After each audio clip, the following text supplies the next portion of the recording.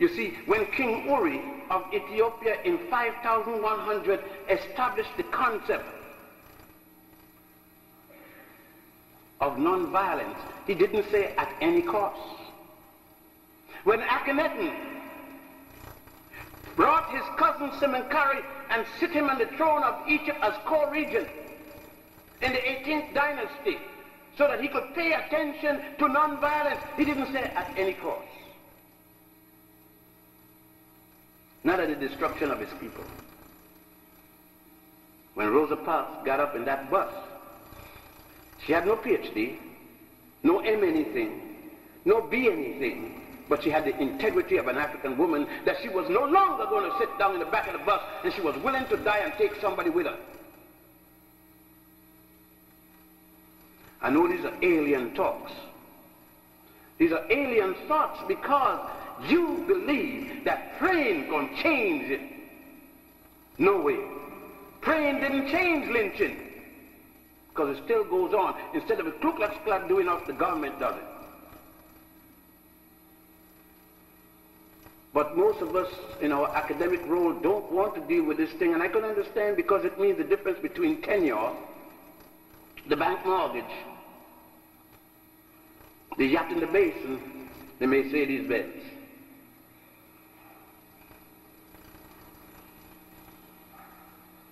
And winding down for the question and answer period, and I hope to be a very jolly one. I'm not going anywhere till tomorrow. And I'm sorry about that, but I have to teach at Malcolm King College. I teach there now voluntarily for the last 20 years. I taught a course. I've been teaching a course on Egyptology as my contribution to my community. And I don't like to miss classes. But you could see why from 1942, when I was started to teach, to the present time, I've had to struggle. I've paid the price. I've been shot at physically for what I teach, but no one wants to check the evidence. But the hundreds of people who have gone to me to Egypt and study tours have seen. And the sad part is that so many go and see, but they dare not say a thing when they come back for the fear of losing even family. How sad that is. How sad it is that people will be angry because I say to you, have pride, wake up. I shouldn't say to you, wake up black men. I should say to you, wake up people.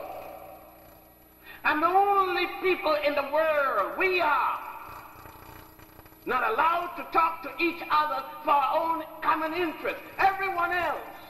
The Italians come together as Italians, the Irish as Irish, the white Jews as white Jews, but you are told we can't have anything by ourselves because it's reverse racism. They can't even let us have forward racism. We in reverse. Everybody else is benefited by us, but us. And all because I have made my mind that my people aren't to be taught that they drop out of the sky as slaves and were slaves. And every time you see a movie from Washington, D.C. or anything, whatever the period, the only time you see us, we are slaves. I remember going to the opera. I don't go to that place unless somebody give me a ticket. Because they ain't got nothing but me, the Fleder Mouse. What the hell am I see but a Fleder Mouse?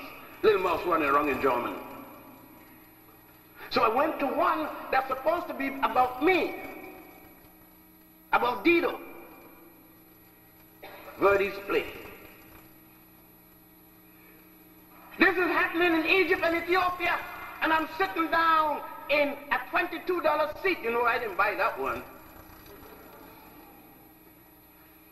And it is about the princess of Egypt and the prince of Ethiopia. And I'm looking at the stage, and the princess blonde, and the princess blonder yet. And I'm saying, like simple for Langston Hughes, you know, I'm dummy. Well, will the Ethiopian and the Egyptian come? And the person who gave me the text, there they are. I said, there. They look Greek to me, look French, Dutch, German. And the brother said, you prejudiced? I said, yeah. Behind that I am. You mean to tell me that that's a blonde Ethiopian? And that's a blonde Egyptian? But you see, you would have been satisfied. You would call it art for art's sake. Not me. It was no damn good. Because Ethiopians don't look like that. And I wasn't going to sit down there and lie to myself that that had any value.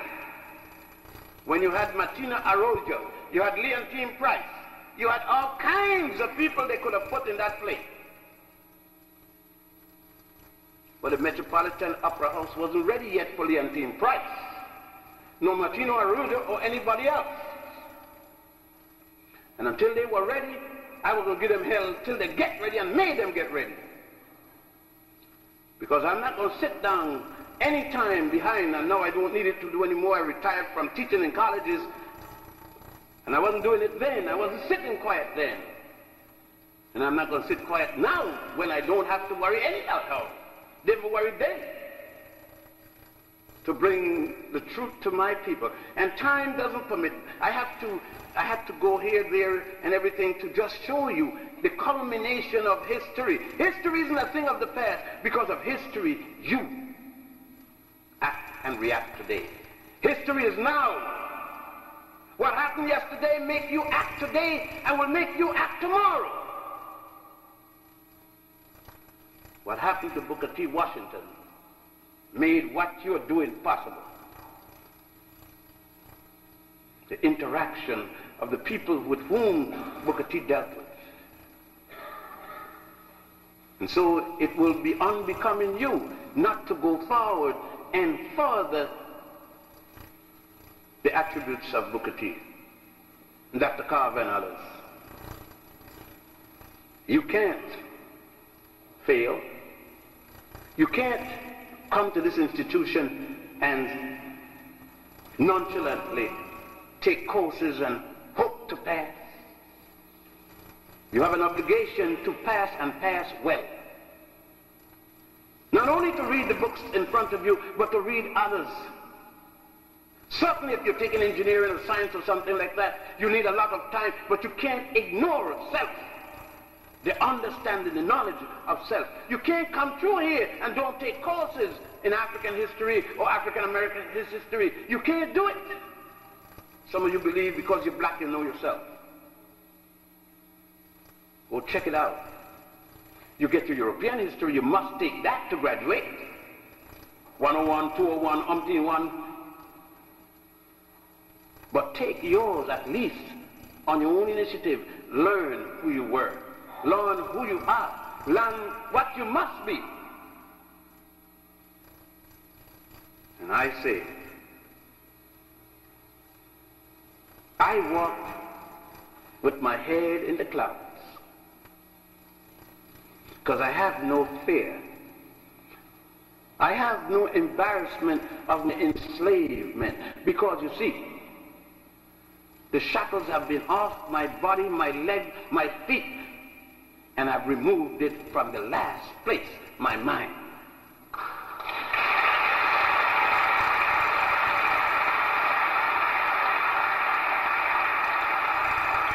And thus I am a free man. When I look in the mirror, I feel proud of what I see.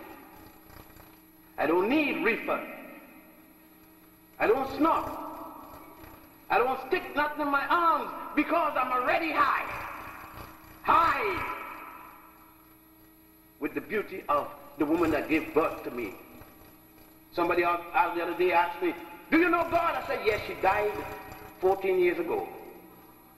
What do you mean? I said, Mama, dear Mama, the first time I opened my eyes, there was a black woman putting a nipple from a breast in my mouth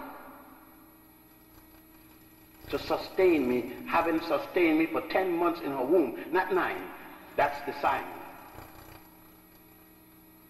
That was God, the God I knew. The other one is belief. Belief, and belief isn't fact. Belief is a hope. Belief is faith. Belief may not happen, but Mama did get me. And so whoever Papa did was, the man she pointed out to me that stood there is also part of that. Thus Mama, God, Mama, Daddy, and I are the Trinity, the Holy Trinity. Dig it out, check it out here. They haven't made people from dirt in a long time. They made them from sexual intercourse. Little fellow called spermatozoa. You ever heard of him? He runs up a little alley called fallopian tube. And he runs into a little thing called ovum. He jumps in, take a seat. She gobbles him up, fertilizes him, and whoop comes the weevil. He jumps out. Here my boy, here my girl, here I'm something else.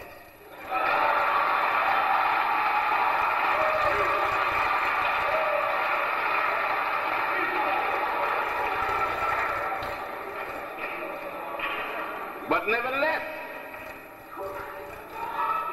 you could see they're not going to invite me back to Tuskegee. But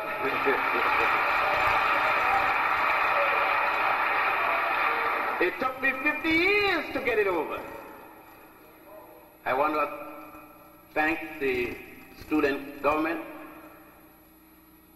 the body of the schools as a whole, those in administration who made the possibility of the airfare, etc. And for those who have been so nice making the day the most comfortable one since I've arrived, I hope that the monologue so far, hope it will be a dialogue as soon as I finish, would cause you to at least do some more thinking.